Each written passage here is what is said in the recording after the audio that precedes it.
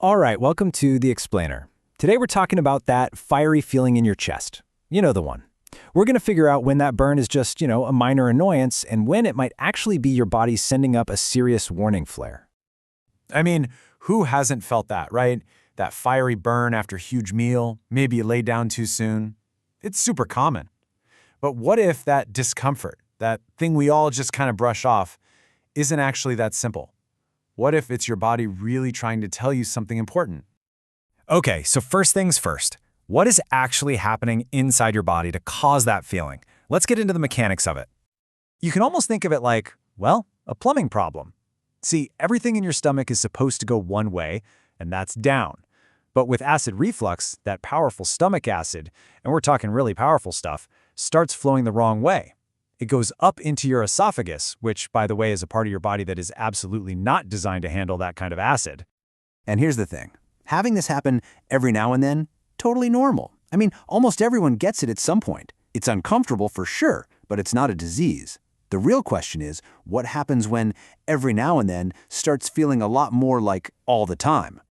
And this is where we draw a really important line in the sand. On one side, you've got just a random event. That's occasional acid reflux, maybe you ate something spicy. But on the other side, that's GERD, or gastroesophageal reflux disease.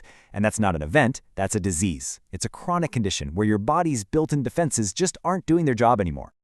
And this isn't some rare, obscure thing either. We're talking about roughly 1 in 5 adults in the US being affected by GERD. Just think about that. That is a massive number of people dealing with this pretty much constantly. So you're probably wondering, why does this even happen? Well, it all boils down to one little part of your body, a muscular valve, that's supposed to act like a super strict one-way gate.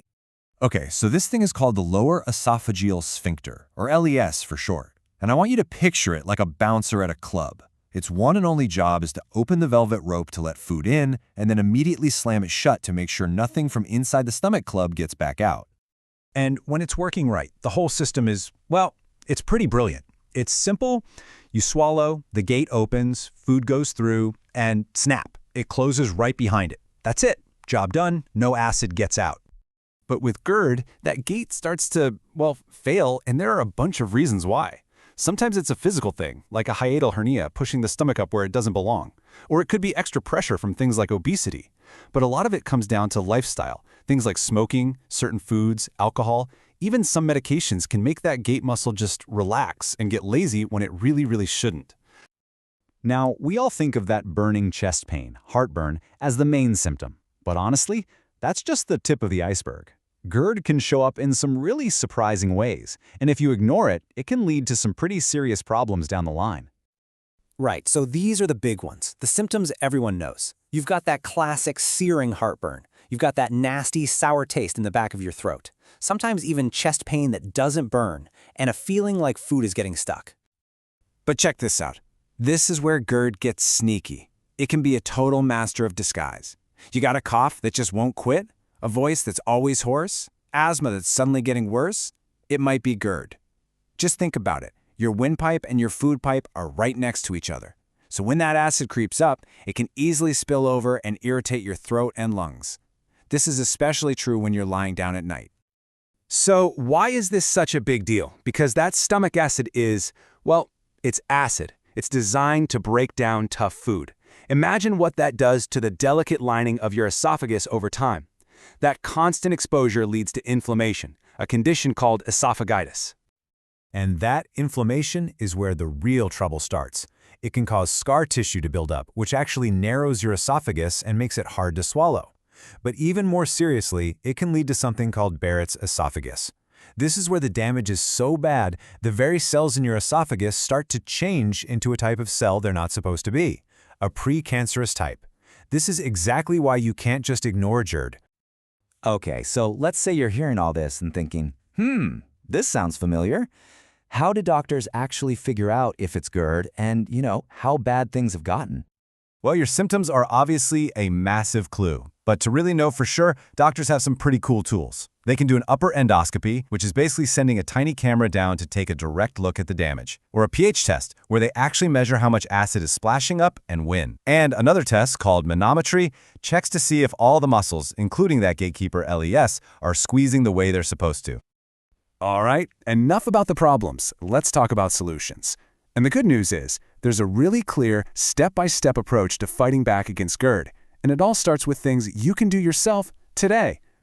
This right here is the foundation. And don't mistake these for small suggestions. They can be absolute game changers. I mean, some of it is just simple physics. Don't lie down right after you eat. Prop up the head of your bed. Let gravity do the work for you. And then the big lifestyle stuff, like getting to a healthy weight or quitting smoking, those actually tackle the root cause by helping that LES gate get stronger.